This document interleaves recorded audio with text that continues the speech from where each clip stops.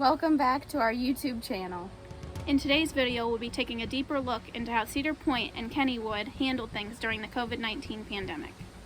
We have broken these topics down into 7 different categories: Masks, temperature checks, social distancing markers and signage, guest compliance, rides and wait times, and capacity. The first topic we're going to talk about is masks. As far as Cedar Point goes, the employees did okay, I would say. They were about half and half with telling people to pull up their mask or pull it up over their nose so that they'd wear it properly. As far as just guests go, they were not that great. I mean, it seemed like at least half the people were wearing them properly, and then the other half was just like, nope, not gonna do it, and they didn't care. And I saw one instance where a Cedar Point employee just walked right past 10 people without masks on, and they didn't even say a word to them. So I think that's definitely something Cedar Point needs to work on. As far as Kennywood goes, with the employees wearing masks, everybody had them on and had them above their nose, I think pretty much all day throughout the whole day we were there. And as far as the employees, they're telling the people in the park to keep their masks up. They did a very great job of that. They were strict on that and made sure if it was below their nose, they walked past them and told them to pull it up, as long as they weren't in one of the designated areas to eat or relax or things like that. They were very strict on that. And most people in the park too had them on, and because of how strict Kennywood was, I think that helped everybody in the park at Kennywood wear their masks properly. So our next topic is temperature checks. When you first get to Cedar Point, there's big tents everywhere, and you basically just walk through the queue, and then when it's your turn, you walk through a big screen almost, and you walk beside it, and it, I guess, checks your whole entire body temperature at once or something. I don't know. It was very strange, but apparently it checks the temperatures. I have no idea how it works. Right, and then at Kennywood, it was more individual, so instead of just having one big thermometer thing that Cedar Point did, Kennywood had you come up through the tent as well, big tent when you walk in, go through the queue and to the temperature check, and at the end the guy had one of the forehead thermometers and just put that on you and waited and made sure you were good to go in. So it was more individualized than just keep going. So for social distancing at Cedar Point, they did okay. Not the best, not the worst, but for rides, they did just about what every other amusement park does, every other row. Pretty normal.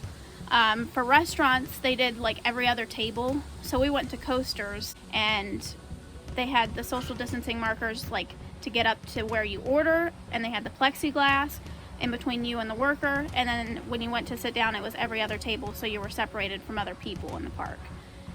And then as far as walking through the park goes, I think they did all right. I mean, some people don't care and they'll get up right behind you, and some people will just follow the rules. So it really just depends on the person, I guess. Not really Cedar Point for that one, but definitely something that the guests should follow, but I don't think all of them do. And Cedar Point didn't enforce it very well. That's why I think that Kennywood did a little bit better, but she'll tell you about that. Yeah, so with social distancing at Kennywood, as far as the rides go, it was every other row so that everybody was separated out at least 6 feet. And then for restaurants and things like that, most of them were closed, and for the ones that were open, they were walk up to the window outside, and they had markers to be social distance and the plexiglass, and then you would order. Same with gift shops even. There was one restaurant we went into, which was Johnny Rockets at Kennywood. This is also at Cedar Point. This was at Kennywood. And they actually were only doing takeout, so they wouldn't even let you sit down. And when we did sit down and eat, there was other families doing the same thing. They asked us politely if we could leave because it was only takeout, and they sent us over to a patio seating outside at another restaurant. So I think they did a really good job on that.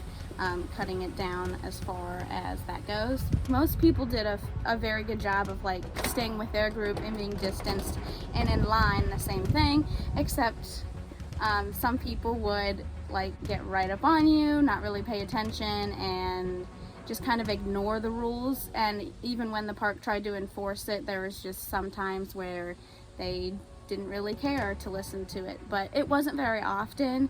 It was just maybe like once out of the whole day there. So I think Kennywood did really well on it overall though.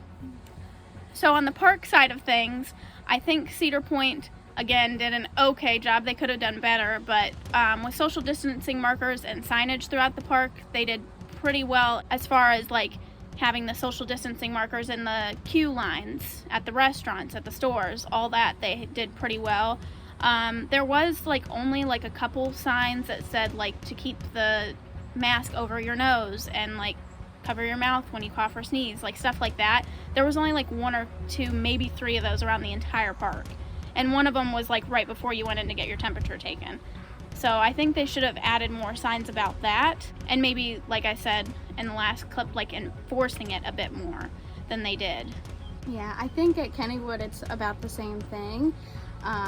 Like with the social distancing markers, it was great throughout the park. Like from the time you get in and are waiting in line to go through the security check, through the temperature check, and when you're in the park, at every ride queue there's the distancing markers, and even like restaurants and gift shops, it was all throughout the park.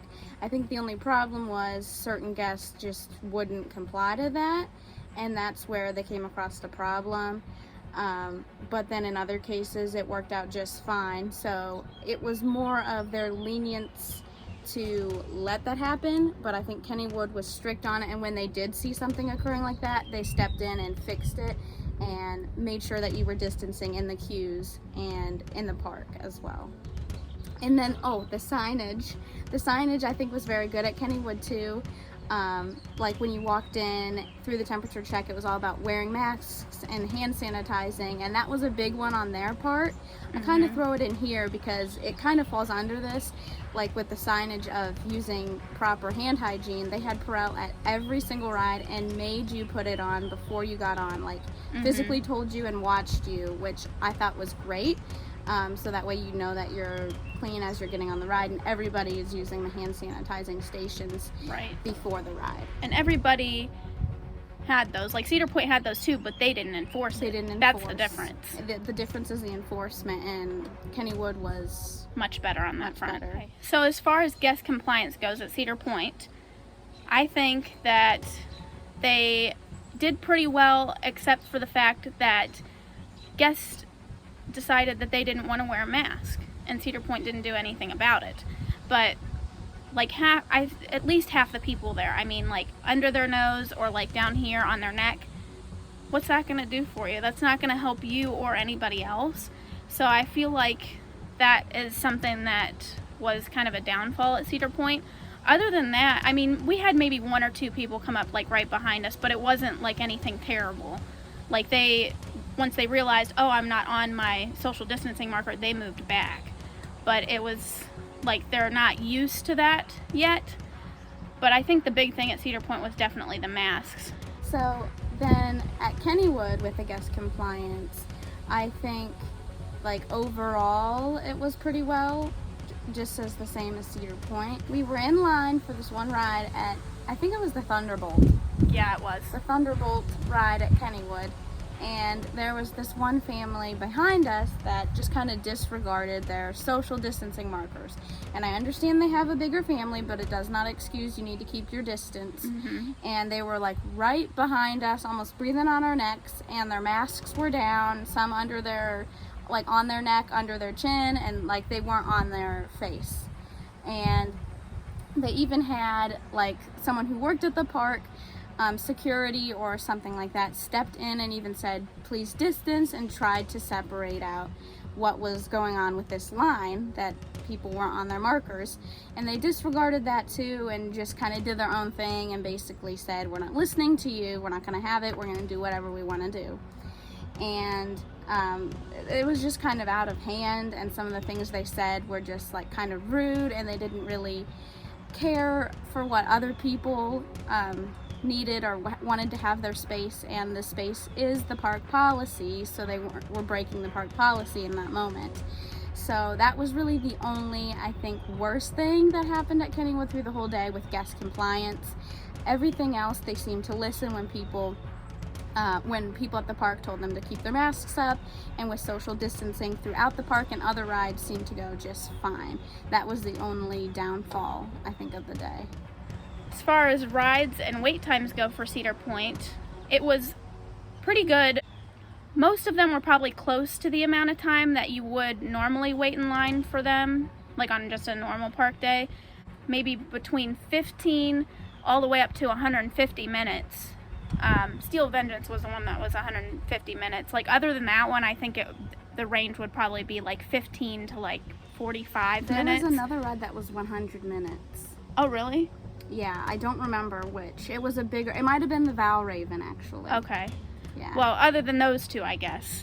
Also, like, half their rides were closed for some reason. Like, Top Thrill was down. We wouldn't have rode that anyway, but Top Thrill was down, Blue Streak was down, Gemini was down, and there was a few more that were down, and those are like the big rides at Cedar Point. Only one out of the two water rides were open as well. I don't know what was up with that, because it said either closed or down. And I know that some of them weren't down per se because they didn't even open that day, and it had a sign that said, sorry, this won't open today. And due to like wait times and mostly the weather, which is not Cedar Point's fault at all, but it started raining like halfway through the day, and then apparently Cedar Point like flooded like later that day, but we left before that. We have season passes so we can go back, but we only got like 3 rides in, if you count the train as a ride. There was the Cedar Creek Mine ride. We did that one. Then we went over to the train, and we had to wait a while because they were cleaning it, which that's fine. And then we got on like those cars that you drive around, and then it started like downpouring, and I mean it was like on and off like all day.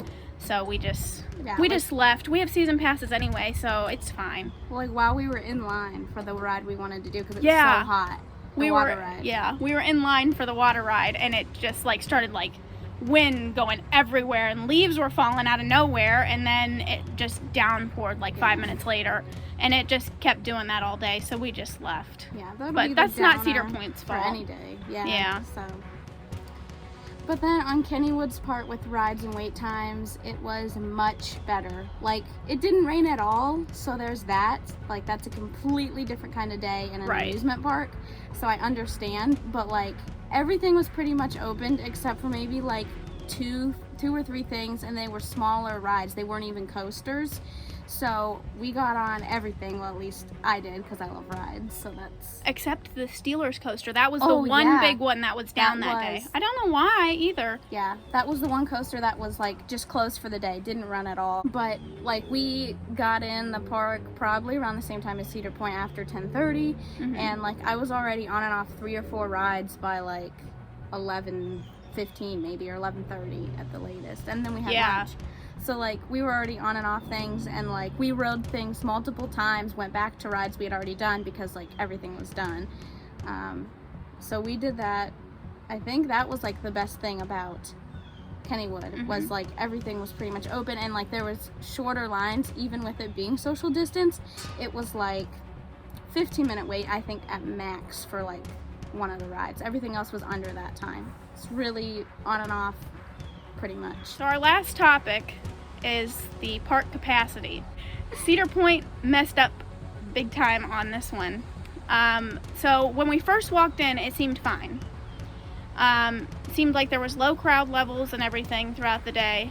It got bigger and bigger and bigger and bigger crowds because they had staggered times for people to come in. We were the first time, I think it was like 10:30 in the morning, and like every hour or half hour after that, they'd add more people into the park until like about 1:30 or something. That was very wrong on their part, because we were under the impression that they were going to have 20% capacity in the parks, and that was in their statement that was put out to the public before anybody bought their tickets, that they were going to have 20% capacity. Later we find out Cedar Point had 50% capacity. So that is about 5,000 to 10,000 people in the park. If they did 50%, that means there was 25,000 people in that park that day, when we thought there was going to be 5 to 10, maybe 15,000 people. So that's a huge difference. And then we found out a couple days later that 3 of their employees tested positive for COVID, and that's probably due to the capacity, because they should have followed the 20% guidelines, and that would have been smart for them to start out. I understand that parks like this need money, and they're only open during the summer up here because we have really terrible winters in Ohio, but still, I mean, you gotta do what you gotta do to make people feel safe. Find out that they came out and said they had 50%? It was on one of the news channels. Okay.